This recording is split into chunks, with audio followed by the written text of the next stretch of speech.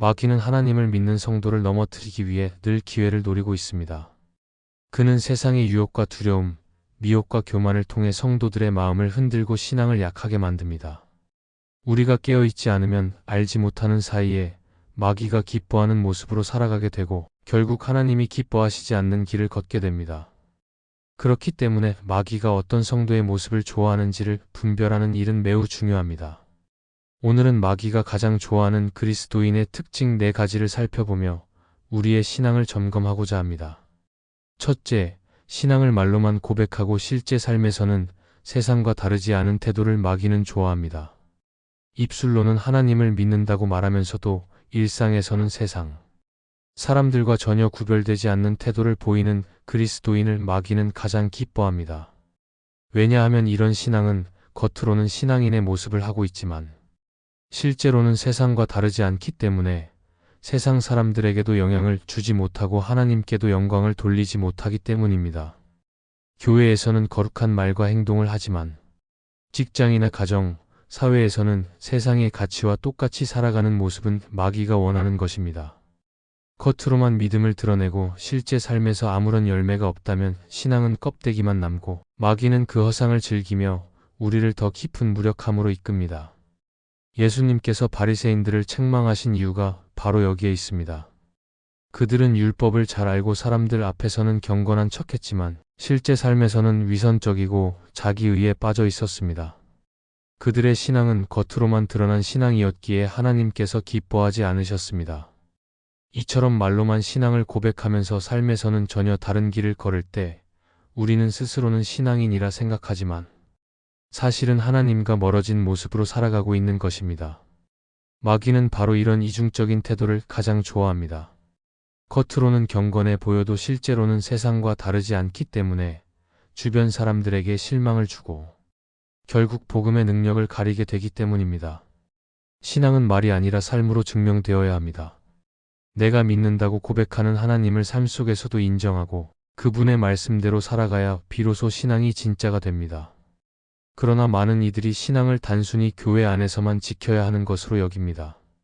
예배 시간에는 경건하게 보이지만 평일의 삶에서는 거짓과 불평, 탐욕과 분노 속에서 살아가며 세상 사람들과 아무런 차이가 없을 때 그것은 이미 신앙의 본질을 잃은 모습입니다. 마귀는 이런 그리스도인을 좋아합니다. 말과 행동이 다르기 때문에 스스로도 힘을 잃고 다른 사람들에게도 걸림돌이 되며 하나님을 드러내지 못하기 때문입니다. 신앙은 삶의 모든 영역에서 드러나야 합니다. 우리가 말하는 것과 행동하는 것이 일치할 때 세상은 그 안에서 진정한 믿음을 보게 됩니다. 그러나 말로만 고백하고 실제로는 세상과 똑같이 살아간다면 그 고백은 힘을 잃습니다. 마귀는 입술의 고백에 머무는 신앙을 원합니다. 그렇게 되면 기도도 힘을 잃고 말씀도 삶을 바꾸지 못하며 교회는 세상 속에서 빛을 잃게 됩니다. 우리가 진정으로 점검해야 할 것은 예배당 안에서의 태도만이 아니라 예배당 밖에서의 삶입니다. 직장에서 정직함을 지키고 가정에서 사랑을 실천하며 친구들 앞에서 하나님의 사람답게 살아가는 것이 참된 신앙입니다. 그러나 말과 삶이 분리될 때 그 신앙은 공허해지고 마귀는 기뻐합니다.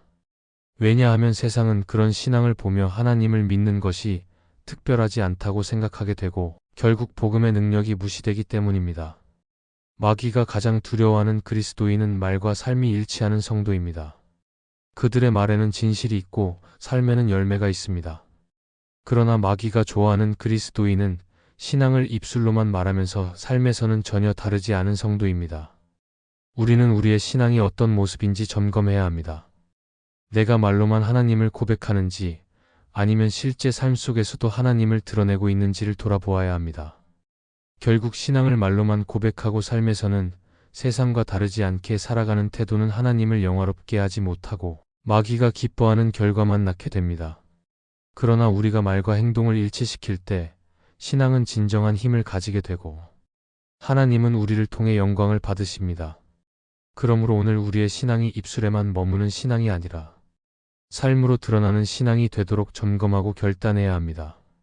둘째, 시험이 올 때마다 쉽게 낙심하고 흔들리는 신앙을 마귀는 좋아합니다. 신앙생활을 하는 동안 시험과 어려움은 누구에게나 찾아옵니다. 하나님을 믿는 사람이라고 해서 고난이 피해 가는 것은 아닙니다. 오히려 신앙이 깊어질수록 마귀는 더 집요하게 우리를 흔들어 넘어뜨리려고 합니다. 그런데 그때마다 마음이 무너지고 낙심하며 쉽게 흔들리는 모습을 보이면 마귀는 크게 기뻐합니다. 왜냐하면 신앙이 흔들릴 때 기도의 자리와 예배의 자리를 떠나게 되고 결국 믿음을 잃어버리기 때문입니다.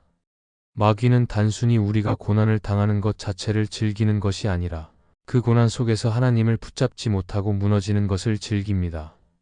시험이 왔을 때 낙심하는 이유는 우리의 시선이 하나님보다 문제에 머물러 있기 때문입니다. 눈앞의 어려움에 집중하면 하나님이 주시는 평안과 능력을 보지 못합니다. 그래서 작은 시험에도 불안해하고 큰 시험 앞에서는 절망에 빠지게 됩니다. 그러나 성경은 환난 중에도 하나님을 바라보라고 말씀합니다. 하나님은 고난을 통해 믿음을 단련하시고 더 큰 은혜로 이끄십니다. 하지만 마귀는 우리가 그것을 보지 못하게 눈을 가리며 문제만 바라보게 만듭니다. 그 결과 시험이 올 때마다 낙심하고 하나님을 원망하게 되는 것입니다. 이스라엘 백성은 광야에서 조금만 어려움이 와도 불평했습니다. 물이 부족하면 모세를 원망하고 음식이 부족하면 애굽으로 돌아가자고 했습니다. 하나님이 분명히 인도하시고 기적을 베푸셨음에도 시험이 올 때마다 쉽게 낙심했습니다. 그들의 신앙은 흔들렸고 결국 약속의 땅을 앞에 두고도 들어가지 못한 세대가 되었습니다. 마귀는 이런 모습을 좋아합니다. 시험 속에서도 하나님을 신뢰하기보다 불평과 원망으로 반응하는 성도를 보면서 그 신앙이 무너져 내리는 것을 기뻐합니다. 우리의 삶에서도 시험은 피할 수 없습니다. 관계에서 오는 아픔, 재정적인 어려움, 건강의 문제, 예상치 못한 실패가 찾아올 때마다 신앙이 흔들릴 수 있습니다. 그러나 시험의 순간이 신앙을 드러내는 자리라는 사실을 잊지 말아야 합니다. 하나님은 시험을 통해 우리 안의 믿음을 점검하시고 오히려 더 굳건히 세워주십니다. 하지만 마귀는 시험이 올 때마다 우리가 낙심하여 예배를 떠나고 기도를 멈추고 공동체에서 멀어지도록 속삭입니다. 결국 그렇게 흔들리는 신앙은 힘을 잃고 세상과 다를 바 없는 모습으로 남게 됩니다. 신앙이 흔들리지 않으려면 시험을 두려워하지 않고 하나님을 더 붙들어야 합니다. 우리의 힘으로는 시험을 이길 수 없지만 성령님께 의지할 때 흔들리지 않고 설 수 있습니다. 낙심이 찾아올 때 곧바로 무릎을 꿇어 하나님께 나아가야 합니다. 예배와 기도를 통해 하나님이 주시는 위로와 힘을 붙들 때 시험은 더 이상 우리를 무너뜨리는 장애물이 되지 않고 믿음을 세우는 도구가 됩니다. 그러나 낙심에 머물고 흔들리는 태도를 선택한다면 마귀는 그 틈을 타서 더 깊이 파고들며 신앙을 흔들어 놓습니다. 시험을 이기는 신앙은 문제의 크기를 보는 것이 아니라 하나님의 크심을 바라보는 데 있습니다. 시험은 언제나 변하지만 하나님은 변하지 않으십니다. 시험은 우리를 흔들지만 하나님은 우리를 붙드시고 끝까지 인도하십니다. 따라서 시험이 왔을 때 낙심하기보다 하나님께 더 가까이 나아가는 선택을 해야 합니다. 그것이 바로 흔들리지 않는 신앙의 모습입니다. 결국 시험이 올 때마다 쉽게 낙심하고 흔들리는 신앙은 마귀가 가장 좋아하는 모습입니다. 그러나 시험 속에서 오히려 하나님을 더 의지하면 그 순간은 믿음을 성장시키는 기회가 됩니다. 우리가 시험 가운데서도 하나님을 붙드는 삶을 선택할 때 마귀는 우리를 흔들 수 없고 오히려 하나님께 영광이 드러납니다. 셋째, 영적 싸움의 심각성을 알지 못하고 방심하는 성도를 마귀는 좋아합니다. 성경은 마귀가 우는 사자처럼 삼킬 자를 두루 찾는다고 분명히 말씀합니다. 그러나 많은 성도들이 이 말씀을 단순한 비유로만 여기며 실제 삶에서 영적 싸움이 얼마나 심각한지 깨닫지 못합니다. 신앙생활은 단순히 교회에 다니고 예배를 드리는 정도가 아니라 보이지 않는 영적 전쟁 속에 서 있는 것입니다. 그럼에도 불구하고 마귀의 전략과 유혹을 가볍게 여기며 방심한다면 마귀는 그런 성도를 가장 좋아합니다. 왜냐하면 방심하는 순간 이미 틈이 생기고 그 틈을 통해 믿음을 무너뜨릴 수 있기 때문입니다. 영적 싸움을 심각하게 여기지 않는 성도는 기도를 소홀히 하게 됩니다. 기도는 하나님의 전신갑주와 같은데 기도를 게을리하면 영적 방패와 무기를 내려놓는 것과 같습니다.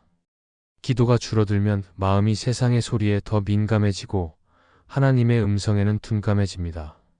결국 사소한 유혹에도 쉽게 넘어지고 작은 시험에도 크게 흔들리게 됩니다.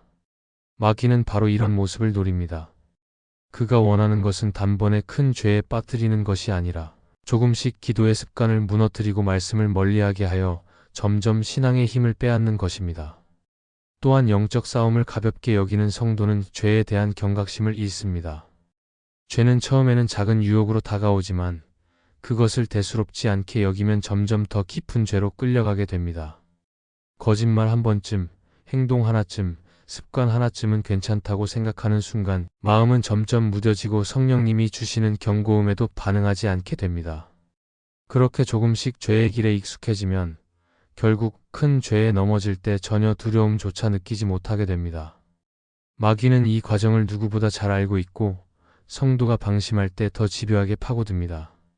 이스라엘 백성이 가나안 땅에 들어간 후 하나님께서 그들에게 주신 가장 큰 경고는 주변의 우상과 타협하지 말라는 것이었습니다. 그러나 그들은 하나님과 맺은 언약을 가볍게 여기고 작은 타협에서 출발해 결국 우상 숭배로 나아갔습니다. 그 결과 그들의 신앙은 무너지고 나라까지 멸망의 길로 가게 되었습니다. 이처럼 영적 싸움은 단순한 종교적 문제가 아니라 삶과 공동체의 운명을 좌우하는 심각한 현실입니다. 마귀는 우리가 이 사실을 깨닫지 못하도록 방심하게 만들고 결국 무너뜨리기를 원합니다. 영적 싸움을 알지 못하는 성도는 예배와 말씀을 형식적으로만 대합니다. 예배를 드리지만 마음은 다른 생각으로 가득 차 있고 말씀을 읽지만 곧 잊어버리며 삶에 적용하지 않습니다. 이런 태도는 신앙의 본질을 잃게 만들고 마귀가 틈타기에 좋은 환경을 마련합니다. 신앙을 진지하게 대하지 않으니 경계심도 없고 영적인 무장도 이루어지지 않습니다. 결국 믿음은 서서히 약해지고 마귀는 그것을 보며 기뻐합니다. 반대로 영적 싸움의 심각성을 아는 사람은 늘 깨어 기도하며 말씀으로 무장합니다. 시험이 올 때 그것을 단순히 불운이라고 생각하지 않고 신앙을 흔드는 영적 공격임을 분별합니다. 그래서 더욱 하나님께 나아가고 성령님의 도우심을 구하며 믿음의 공동체 안에서 함께 싸웁니다. 이런 성도는 마귀가 두려워하는 사람입니다. 왜냐하면 그들의 신앙은 방심하지 않고 늘 하나님을 붙들고 있기 때문입니다.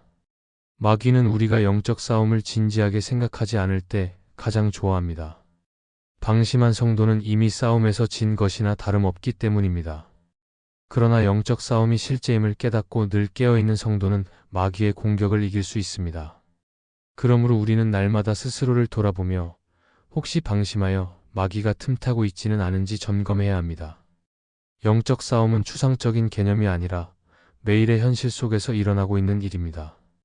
깨어 기도하고 말씀으로 무장할 때 우리는 마귀가 좋아하는 성도가 아니라 하나님이 기뻐하는 성도로 설 수 있습니다. 넷째, 신앙생활을 하면서도 끊임없이 비교하고 시기하는 사람을 마귀는 좋아합니다. 비교와 시기는 우리의 마음을 조금씩 병들게 하며 신앙을 무너뜨리는 강력한 도구가 됩니다.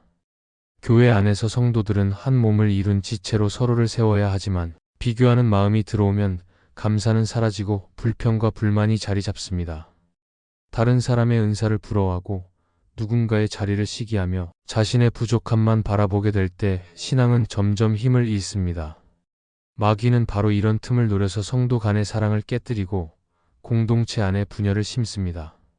겉으로는 함께 예배드리지만 속으로는 서로를 시기하는 마음이 자라날 때 이미 마귀가 기뻐하는 신앙의 모습이 되고 맙니다.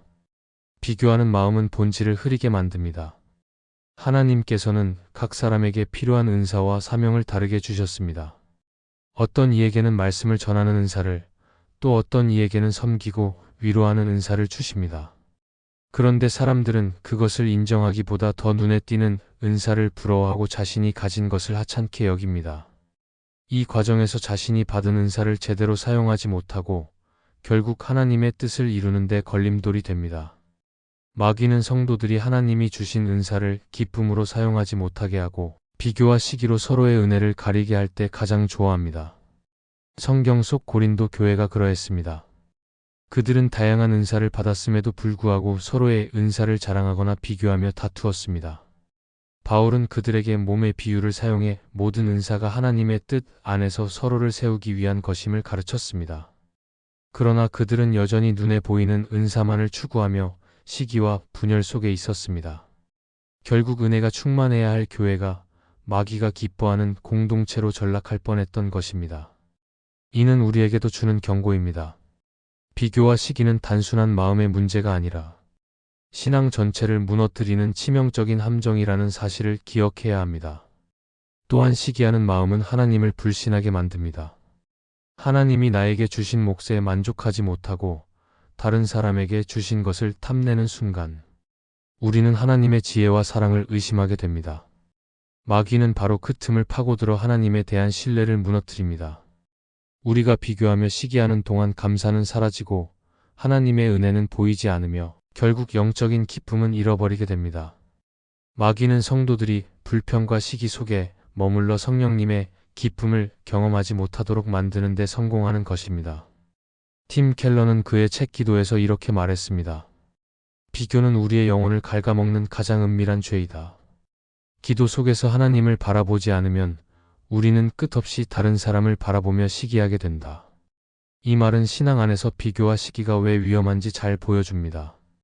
기도의 자리에서 하나님께 시선을 두지 않으면 우리의 마음은 자연스럽게 옆 사람을 바라보며 자신을 평가하기 시작합니다. 그러나 하나님께 집중하는 사람은 비교가 아닌 감사로, 시기가 아닌 사랑으로 살아갑니다. 비교와 시기는 공동체를 무너뜨릴 뿐 아니라 개인의 신앙도 병들게 합니다. 끊임없이 다른 사람과 자신을 견주며 열등감이나 우월감에 빠지게 되고 결국 하나님이 주신 은혜를 누리지 못합니다. 하나님은 우리 각자에게 다르게 주셨지만 그것은 부족해서가 아니라 필요에 따라 가장 좋은 것을 주신 것입니다. 우리가 그 사실을 믿고 감사할 때 시기와 비교는 더 이상 우리 마음을 지배하지 못합니다. 결국 신앙생활을 하면서도 끊임없이 비교하고 시기하는 태도는 마귀가 가장 좋아하는 모습입니다. 그러나 우리가 하나님께 받은 은사를 감사로 받아들이고 다른 사람의 은사를 기쁨으로 인정하며 공동체 안에서 서로를 세워갈 때 하나님은 영광을 받으십니다.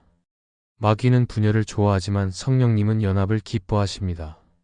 그러므로 우리는 비교와 시기를 내려놓고 하나님이 주신 자리에서 충성하며 감사할 때 참된 평안과 기쁨을 누릴 수 있습니다. 마귀는 우리의 연약함을 집요하게 파고들며 넘어뜨리려 하지만 하나님은 언제나 우리를 지키시고 굳게 세우십니다. 그러므로 우리는 마귀가 좋아하는 모습이 아니라 하나님이 기뻐하시는 모습으로 살아야 합니다. 말과 삶이 일치하는 신앙, 시험 속에서도 흔들리지 않는 믿음, 영적 싸움 앞에서 깨어있는 태도, 비교와 시기를 버리고 감사와 사랑으로 서는 삶을 선택할 때 성령님은 우리를 더욱 강하게 붙드십니다. 하나님께 시선을 고정할 때 우리는 어떤 유혹에도 흔들리지 않고 끝까지 믿음으로 승리하는 삶을 살아가게 될 것입니다. 이 말씀이 마음의 은혜가 되셨다면 좋아요와 구독으로 함께 해주세요. 그리고 댓글에 아멘이라고 남겨주시면 하나님의 은혜가 더 많은 사람들에게 전해질 것입니다. 여러분의 삶 위에 하나님의 은혜가 언제나 함께 하시기를 바랍니다. 감사합니다.